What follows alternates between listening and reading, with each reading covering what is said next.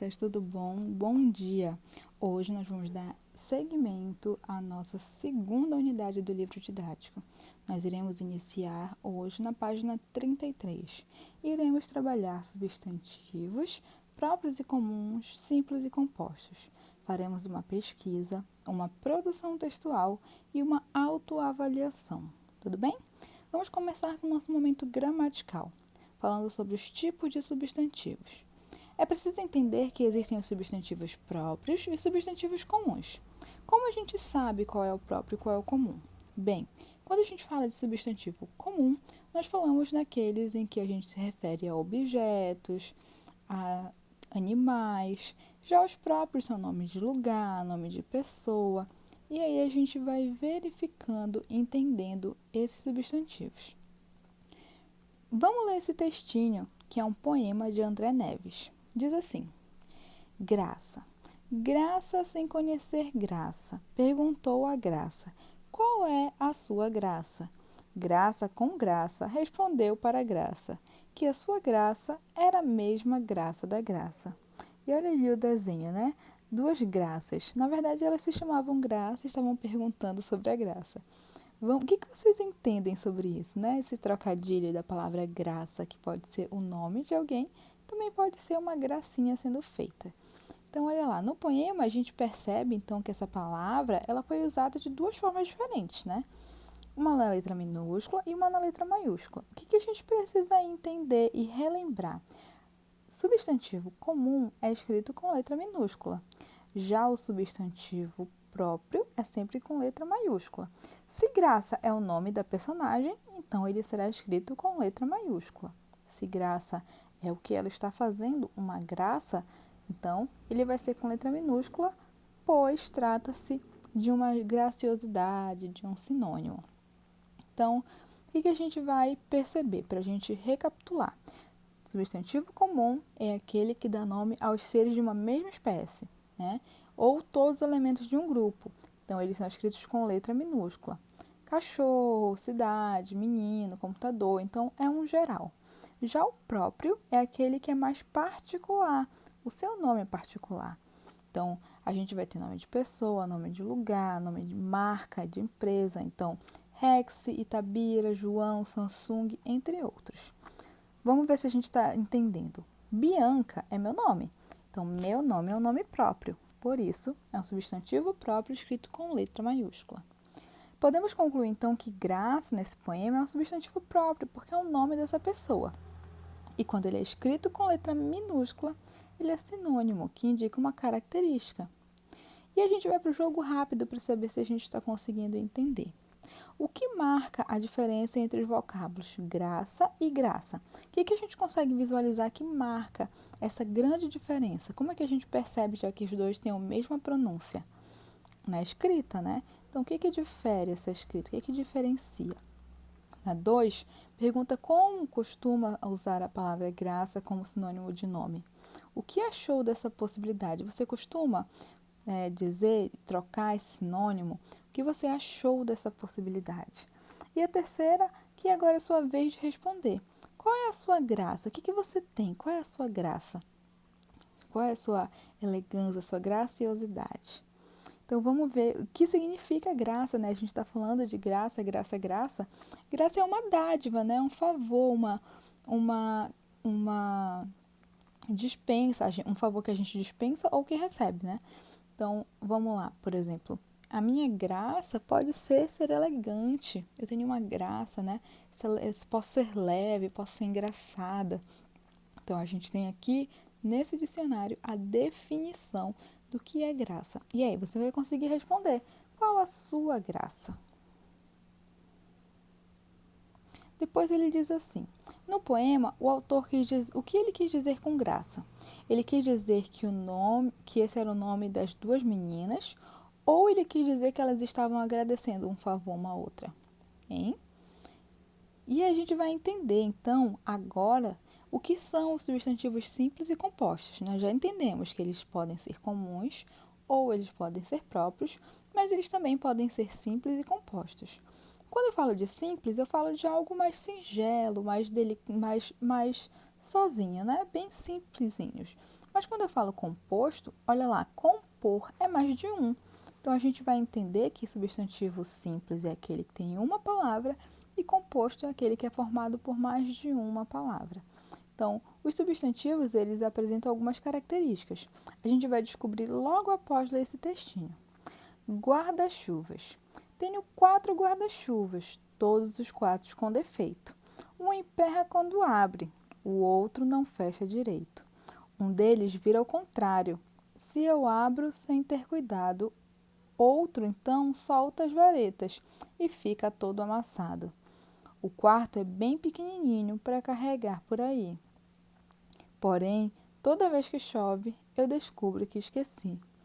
Tenho 4 guarda-chuvas, que não servem de nada. Quando chove de repente, acabo toda encharcada. Olha lá, hein, guarda-chuva. Eu esqueço o meu sempre. Vocês usam guarda-chuva para levar para a escola? Agora, nessa época de chuva, é bem interessante, né? Mas já que vocês estão em casa, a minha pergunta é se vocês têm guarda-chuvas que vocês levavam para a escola. Quem está indo no presencial, leva guarda-chuva porque está chovendo toda manhã. Então, nesse poema da Rosana Rios, há um tipo de substantivo que é formado por 2 palavras. Qual é esse substantivo? A gente percebe que tem um guarda-chuva.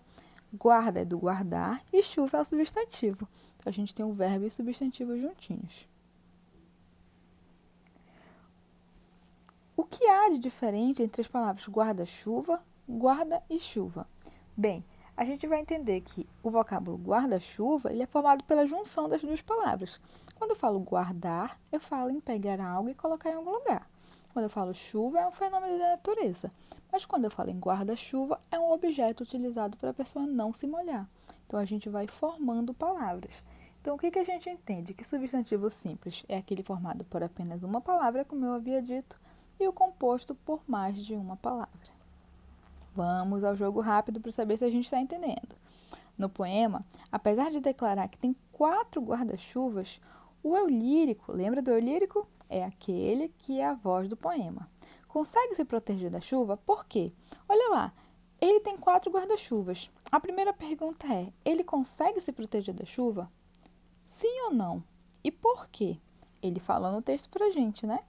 Depois ele pergunta assim, você já perdeu algum guarda-chuva? Se sim, conte como isso aconteceu. Se não, explique como fazer para não perder um objeto com tanta facilidade. Lembra que eu perguntei para vocês se vocês tinham guarda-chuva? Pois é, eu tenho e sempre esqueço. Mas o que a gente pode fazer para não perder, não esquecer? Depois, na terceira questão, a gente vai ligar. Ligue as palavras da coluna a seguir, formando substantivos compostos. Como assim, professora? Olha lá. Couve, perfeito. Couve quente, couve-espada ou couve-flor? Como eu posso formar uma palavra? Couve-flor. E aí vocês vão ligando para formar substantivos compostos. Tudo bem? Pois me diz o que vocês acharam desses substantivos compostos. Agora a gente acaba a gramática e vai para uma pesquisa. Vocês já fizeram alguma pesquisa alguma vez na vida? Bem, nessa unidade a gente leu alguns poemas. E aí a nossa sugestão seria buscar em livros ou revistas na biblioteca. Mas na nossa atual conjuntura, em meio a uma pandemia, e vale ressaltar que nós precisamos ter muito mais cuidado agora, a gente não vai ter essa possibilidade, infelizmente. Mas você que está em casa, está assistindo pela internet. Então, você pode fazer essa pesquisa pela internet. A sua tarefa vai ser encontrar um poema que seja destinado ao público infantil. Então, você vai encontrar um poema para crianças. Depois disso, você vai fazer o quê? Vai escolher esse poema que foi escrito para crianças, vai copiar esse poema em uma folha de papel e vai ilustrar. Professora, o que é ilustrar? Ilustrar é fazer um desenho de acordo com o que o poema está falando. Se o poema está falando de guarda-chuva, a gente percebeu que tinha guarda-chuvas ao redor. Isso é ilustrar. Depois você vai declamar. Para a turma, a gente não vai ter como, mas você pode gravar um vídeo e eu vou mostrar para eles. Tudo bem? A gente pensou em fazer um varal na sala de aula. Então, você pode fazer o seu desenho, fazer seu poema, ilustrar e enviar, que a gente imprime e coloca junto com um dos colegas na sala de aula. Tudo bem?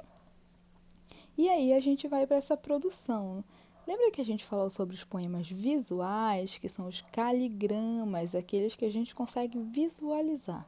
Então, o poema visual oferece uma possibilidade da gente olhar, né? Ver a imagem. Então, olha esse aqui. Ver navios. Vem navio, vai navio. Vir navio, ver navio. Ver navio, ver não ver. Vir não vir. Vir não ver não vir. Olha lá. Esse do navio vai formando de repente. Vocês já viram aquela fumaça que sai do navio? Parece, né? Então a gente pode dizer que ele utilizou a disposição das palavras. Ele organizou as palavras para formar uma imagem. Então o que a gente vai fazer? A gente vai planejar a nossa escrita. A gente vai elaborar um desses poemas visuais. E aí o que a gente vai escolher? Uma palavra para formar uma imagem. Então, pode ser, por exemplo, alguma dessas a seguir, ou você pode ter uma mais pessoal que você queira. Tem lua, estrela, televisão, computador. Você pode escolher alguma dessas, ou uma que você seja mais apto, que você goste bem mais. E aí você vai escrever. Então, a gente tem o primeiro passo, que é essa produção. Você vai fazer um rascunho, que é a sua primeira tentativa. Depois, você vai tentar de novo. Então, você vai escolher o tema, as palavras e vai criar. Qual seria um título criativo, né? A gente vai ter que caprichar nessa letra para a gente conseguir entender na hora de imprimir, por exemplo.